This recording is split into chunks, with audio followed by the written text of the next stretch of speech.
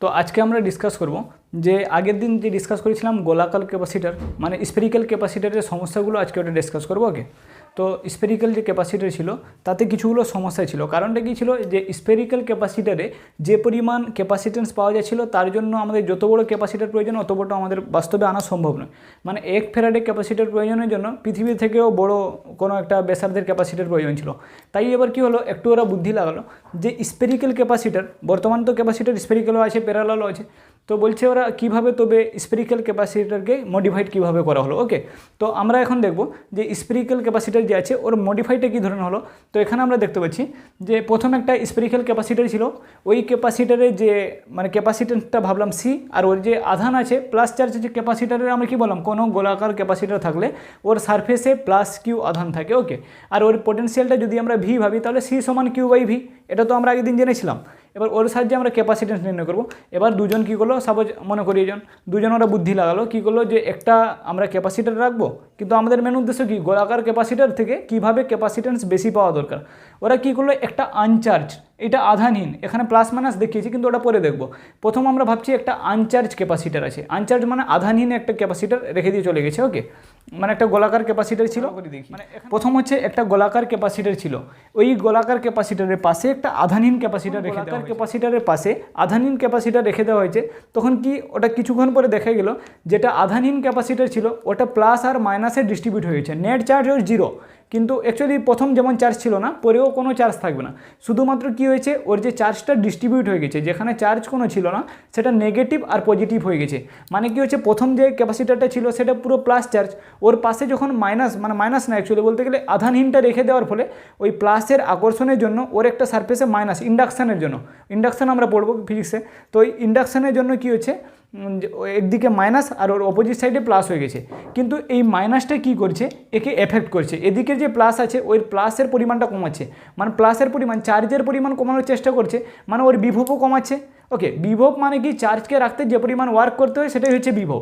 এবার কি হচ্ছে যখন আমরা একটা আধানহীন রেখে দিলাম কার পাশে, একটা চার্জযুক্ত ক্যাপাসিটারের পাশে, তখন কি হয়েছে ওই ক্যাপাসিটার চার্জযুক্তর যে প্লাসটা ছিল আর ইন্ডাকশানের জন্য যে মাইনাসটা উৎপন্ন হয়েছিল ওই মাইনাসটা ওই প্লাসটাকে কিছু কমিয়ে দিবে, মানে ওর যে বিভবটা হচ্ছে বিভবটা কমে যাবে।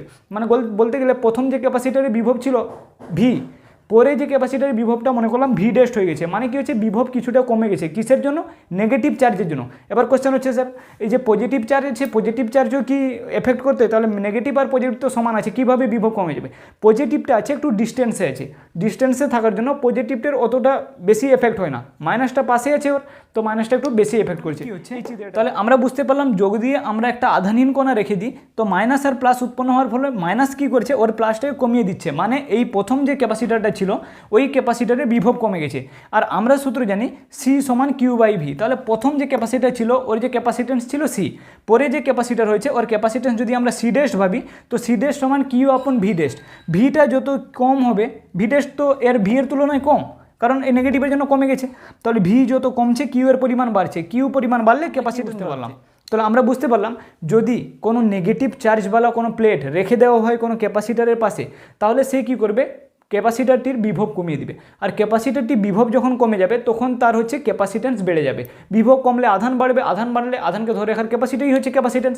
তাহলে এখান থেকে একটা কোশ্চেন এসে গেছে যে কী হয়েছে, যে আমরা বুঝতে পারলাম যদি আমরা নেগেটিভ পাথ রেখে দিই তাহলে কী হবে, বিভব কমে যাবে, বিভব কমলে ক্যাপাসিটেন্স বেড়ে যাবে, এটাই হচ্ছে মেন থিওরি। এবার কোশ্চেন হচ্ছে তাহলে আমরা আইডিয়া পেয়ে গেলাম যে একটা আধানহীন যখন আমরা রেখেছিলাম মাইনাস ভাগ হচ্ছিল, তাহলে আমরা যদি একটা পুরো মাইনাস চার্জকে রেখে দিই ক্যাপাসিটারের মধ্যে, মানে ক্যাপাসিটারের পাশে যেটা স্ফেরিক্যাল ক্যাপাসিটার ছিল যেটা প্লাস কিউ চার্জ বিশিষ্ট, তার পাশে যদি আমরা মাইনাসটা একটা ঋণাত্মক কোনো একটা প্লেট বা ঋণাত্মক একটা স্ফেরিক্যাল কিছু রেখে দিলাম, তো ওটা পুরো নেগেটিভ চার্জযুক্ত একটা কিছু প্লেট রেখে দিলাম, তখন কী হবে এই নেগেটিভ চার্জ পুরো এই প্লাসটাকে এফেক্ট করবে। যখন নেগেটিভ চার্জ পুরো প্লাসটাকে এফেক্ট করছে তাহলে তার বিভবের পরিমাণ আরও কমে যাচ্ছে, মনে করি বিভবটা হচ্ছে ভি ডবল ডেস্ট, তাহলে প্রথম ছিল ভি ডেস্ট ওর থেকে আরও বিভব কমেছে ভি ডবল ডেস্ট, মানে বিভব যত কমবে ক্যাপাসিটেন্স তত বাড়বে। তাহলে আমরা এখান থেকে কী আইডিয়া পাচ্ছি, বিভব ভি থেকে ভি ডেস্ট কমছে, ভি ডেস্ট থেকে ভি ডবল ডেস্ট কমছে, কিন্তু ক্যাপাসিটেন্স সি ডবল ডেস্ট সব থেকে বেশি, তারপরে সি ডেস্ট, তারপরে সি, মানে বুঝতে পারছি যে বিভব যত কমছে ক্যাপাসিটেন্স তত বাড়ছে।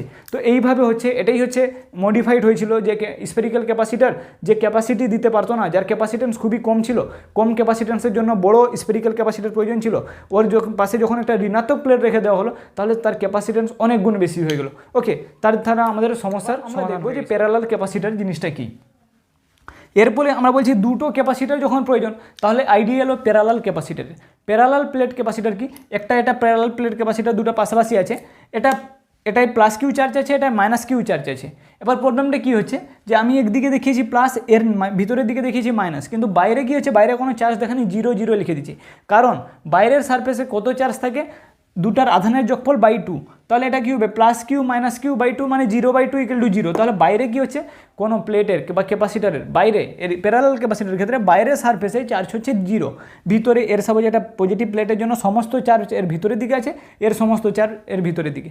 তো স্ফেরিক্যাল ক্যাপাসিটারের ক্ষেত্রে প্রবলেমটা কী হতো, স্ফেরিক্যাল ক্ষেত্রে প্রবলেম দেখা যেত যে ইলেকট্রিক ফিল্ড চারদিকে ছড়িয়ে পড়ছিল, ওর যে ইলেকট্রিক ফিল্ড আছে চারদিকে ইলেকট্রিক ফিল্ড বাউন্ডেড ছিল না। কিন্তু যখন আমরা প্যারালাল ক্যাপাসিটারের ক্ষেত্রে দেখবো এর ইলেকট্রিক ফিল্ড এদিকে বেরোবে, এরও ইলেকট্রিক ফিল্ড এদিকে বেরোবে, ইলেকট্রিক ফিল্ড একটা থেকে আরেকটার দিকে। 2 নম্বর হচ্ছে, আরে 2 নম্বরটা কী হচ্ছে, দুটা পাশাপাশি একটা পজিটিভ প্লেট আর একটা নেগেটিভ প্লেট রাখার পরে ওর বিভব কমবে, বিভব কমলে ক্যাপাসিটেন্স বেড়ে যাবে। তাহলে স্পেরিক্যাল ক্যাপাসিটার ছেড়ে আমরা প্যারালাল ক্যাপাসিটারে চলে এলাম। প্যারালাল ক্যাপাসিটারে আমরা কি দেখতে পেলাম, যত নেগেটিভ প্লেট পজিটিভ প্লেট পাশাপাশি আছে, পাশাপাশি থাকলে বিভব কমবে, বিভব কমলে ক্যাপাসিটেন্স বেড়ে যাবে। এটা হচ্ছে আমাদের মেন থিওরি। কিন্তু শর্ত আছে, শর্ত দুটো কি বলছে, ক্ষেত্রফল একই হতে হবে, এটা একটা বড় পাত নিয়ে যাবে, এটা একটা ছোটো পাত, এরকম করে হবে না, দুটা যেন ক্ষেত্রফল একই ব্যাসার্ধ হতে পারে, এটাও গোলাকার হতে গোলাকার, চৌড়াকার মানে বর্গাকার, কিন্তু দুটার যে এরিয়াটা আছে ক্ষেত্রফল যেন সমান হয়। 2 নম্বর হচ্ছে এই দুটোর মধ্যে ডিস্টেন্স যেন খুবই পাশাপাশি হয়, মানে ডি হচ্ছে মানে মাঝ লেস দেন এই দুটো পাতের মধ্যে ডিস্টেন্সটা, ডিটা খুবই ছোট হতে হবে, কারণ ডি যত ছোট হবে তখন এই পাত দুটোকে তাকে মনে হবে অসীম, তখন আমরা এই ইলেকট্রিক ফিল্ডের সূত্রটা বসাতে পারবো। আমরা এখন দেখব যে আমাদের এবার টপিকটা হচ্ছে যে capacitance of parallel plate capacitor. Parallel plate যে আছে, প্যারালাল প্লেটের ক্যাপাসিটেন্সটা আমরা নির্ণয় করবো। ওকে, তো তার জন্য আমরা কি দেখবো, সব এই দুটো প্লেটকে এখানে দেখিয়েছি 1 নম্বর আর 2 নম্বর করে। তাহলে এখানে কি হচ্ছে, এটা একটা প্লেট যেটা প্লাস কিউ চার্জ, এটা একটা প্লেট সেটা হচ্ছে মাইনাস কিউ চার্জ। ওকে, তো এবার কি হচ্ছে, আমরা ভাবলাম এদের দুটোর মধ্যবর্তী দূরত্ব হচ্ছে ডি, আর ডিটা আমরা বলেছিলাম খুবই ক্ষুদ্র দূরত্ব হবে। ওকে, এবার কি হচ্ছে, আমরা কি দেখবো যে প্লাস চার্জ থেকে মাইনাস চার্জের দিকে ইলেকট্রিক ফিল্ড যায়, তাহলে এখান থেকে ইলেকট্রিক ফিল্ডের ডাইরেকশন কী হবে, U1, মানে U1 হচ্ছে 1 নম্বর থেকে 2 নম্বরের দিকে, প্লাস হচ্ছে কি টুয়ার্ডস দ্য নেগেটিভ চার্জ। এবার মাইনাস যে আছে, মাইনাসের ইলেকট্রিক ফিল্ডের ডাইরেকশন সে নিজের দিকে প্লাসকে আকর্ষণ করবে, তাহলে দুটোর ইলেকট্রিক ফিল্ডের ডাইরেকশন সম হবে, কেন প্লাস চাইবে ওর থেকে দূরে যেতে প্লেট থেকে, আর মাইনাস কী করবে, প্লেটটাকে অ্যাট্রাক্ট করবে। তাহলে E1 আর E1 হচ্ছে প্লাসের জন্য ইলেকট্রিক ফিল্ড, E2 হচ্ছে মাইনাসের জন্য ইলেকট্রিক ফিল্ড। আমরা এই দুটো পাতকে আমরা যদি পাতলা প্লেট ভাবি, পাতলা পাত ভাবি আর অসীম দূরত্বের ক্ষেত্রে, তাহলে আমরা ইলেকট্রিক ফিল্ডের সূত্রে পড়েছি E সমান হচ্ছে Q/2ε0, যেটা হচ্ছে পাতলা পাতের ক্ষেত্রে, ইনফিনিটিভ পাতলা পাতের ক্ষেত্রে। ওকে, তাহলে ওর ক্ষেত্রে কী হচ্ছে, এর যে 1 নম্বরে ইলেকট্রিক ফিল্ড আছে σ/2ε, সিগমাটা কী হচ্ছে, সিগমা হচ্ছে রৈখিক ঘনত্ব, এর রৈখিক ঘনত্ব প্লাস সিগমা, এর রৈখিক ঘনত্ব মাইনাস সিগমা, মানে এর সিগমা হচ্ছে রৈখিক ঘনত্ব, মানে চার্জের ডেনসিটি পার ইউনিট এরিয়াতে চার্জের ডেনসিটি কত আছে। ওকে, এবার কি হচ্ছে, U1 সমান σ/2ε0, E2 সমানও এরও সিগমা আছে, চার্জে আমরা নেগেটিভ আর পজিটিভ ডিফাইন করবো, সো হচ্ছে σ/2ε0। তো আমাদের টোটাল ইলেকট্রিক ফিল্ড বা টোটাল এনার্জি ওটা কত আছে, E সমান কি E1 + E2, কারণ ডাইরেকশান হচ্ছে একই দিকে, তাহলে E1 + E2, E1 এর আছে σ/2ε, E2রও আছে σ/2ε, তাহলে 2ε লসাগু হবে 2ε, সিগমা আর সিগমা 2 মানে 2 সিগমা, 2 কেটে গেল, তাহলে E সমান কী হবে σ/ε। এর দূর কোনো অসুবিধা, কোনো কিছু করা হয়নি, এটা হাফ আর হাফ কত হয় 1 হয়, তাই σ/ε0। এবার কি হচ্ছে, আমরা জানি যে সিগমা আছে, সিগমা কি বললাম, চার্জের পরিমাণ পার ইউনিট লেন্থ, মানে কি হচ্ছে একক ক্ষেত্রফলে চার্জের পরিমাণ, তাহলে সিগমা সমান হচ্ছে Q/A, হয়েছে আধান বাই ক্ষেত্রফল। তাহলে এটা আমরা লিখতে পারি সিগমার বদলে Q/A বসালাম, এপসাইলন যেমন ছিল ওইরকম বসালাম, তাহলে ইর মানটা পেয়ে গেলাম ইলেকট্রিক ফিল্ডটা, ই হচ্ছে Q/σ/ε0, মানে Q/, আচ্ছা তাহলে আমরা ই কে পেলাম, ই সমান হলো Q/ε0A। ওকে, তো আমরা এবার কি জানি, আমাদের মেন উদ্দেশ্য কি, আমরা নির্ণয় করব বিভব যাতে কমে ক্যাপাসিটেন্স যাতে বাড়ে। তাহলে কি হচ্ছে, আমরা বিভবের সূত্র জানি যে ডেল ভি, যেটা দেখিয়েছি মোট ডেল ভি, দেখতে ভি সমান হচ্ছে ইলেকট্রিক ফিল্ড ইন্টু মানে ডট গুণফল, এটা ভি সমান E.D vector, E vector dot D vector. এবার হচ্ছে E.D মানে ED cos থিটা, তাহলে ই ভেক্টরের ডাইরেকশন ওদিকে আর ডিরও ডাইরেকশন বলতে গেলে মাইনাস থেকে প্লাস থেকে মাইনাসের দিকে একই ডাইরেকশন হচ্ছে, দুটা একই 0 ডিগ্রি বরাবর আছে, তাহলে ED cos 0 ডিগ্রি হয়েছে। এবার cos 0 মান 1 হয়, তাহলে ED cos 0 মান হচ্ছে ED। ওকে, তাহলে আমরা কি পেলাম ডেল ভি সমান ইডি, তাহলে ই এর মান তো ই এর মান হচ্ছে Q by epsilon naught A আর ডি ছিল। তাহলে এখান থেকে আমরা বিভবের মান পেয়ে গেলাম, বিভব মানে ওই যে negative to positive plate. Okay, তাহলে বিভব ডেল ভি সমান Q D by epsilon naught A. Okay, এবার আমরা কি ক্যাপাসিটেন্সের সূত্র জানি, সি সমান কিউ বাই ভি, কিউ এর মান কিউ আছে, ভি এর মান বেরিয়েছে Q D by epsilon naught A, C Q Q কাটলো। এবার হচ্ছে এখান থেকে কি পেলাম যে এপসাইলনের উল্টে যাবে, এটা ভাগ আছে মানে গুণ হবে, তাহলে epsilon naught A by D.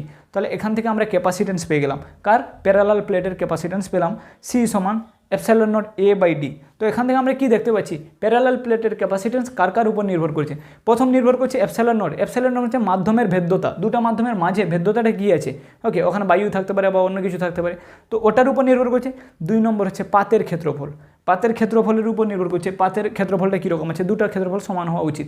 আর কিসের উপর নির্ভর করছে, সি ডি এর উপর, ডি এর সঙ্গে ব্যস্তানুপাতে পরিবর্তিত হচ্ছে, মানে ডিটা যত পাশাপাশি হবে ক্যাপাসিটেন্স তত ভালো, ডি যত দূরে হবে ক্যাপাসিটেন্স তত বেকার বেরোবে। ওকে, তাহলে আমরা আজকের টপিকে আমরা ডিসকাস করে নিলাম গোলাকার ক্যাপাসিটারের সমস্যা কী ছিল, গোলাকার ক্যাপাসিটারকে কীভাবে মডিফাই করা হয়েছে, প্যারালাল ক্যাপাসিটারের উদ্ভব কীভাবে হলো, প্যারালাল ক্যাপাসিটারের ক্যাপাসিটেন্স কীভাবে নির্ণয় করব।